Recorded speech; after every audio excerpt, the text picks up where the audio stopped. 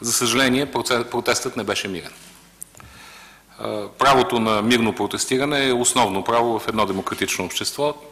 То няма да бъде нарушено в България и ние сме последните, които бихме посегнали на това право на българските граждани. Уважаваме правото на всеки да протестира и да заявява своите искания.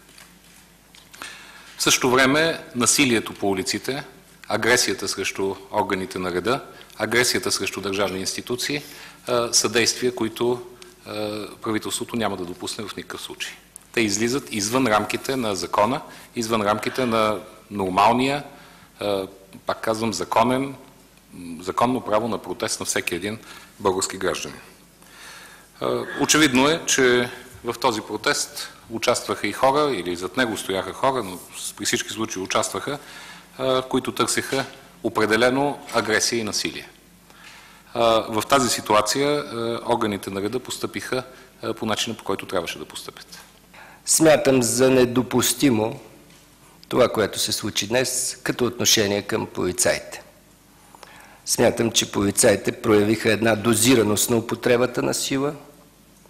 Министерството на вътрешните работи има доста по-сериозен ресурс от този, който днес беше използван.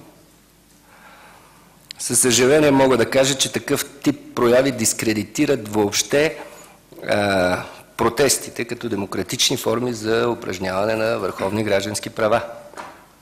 Искам да бъде разбран правилно. Аз казвам, че когато се нарушава закона, се използва сила. Единственото ведомство и институция в Република България, така е навсякъде по света, са полицейските органи. Крайна сметка те са единствено оправомощени в определени условия, в ситуация като днешната, да използват помощни средства и сила за овладяване на обстановката.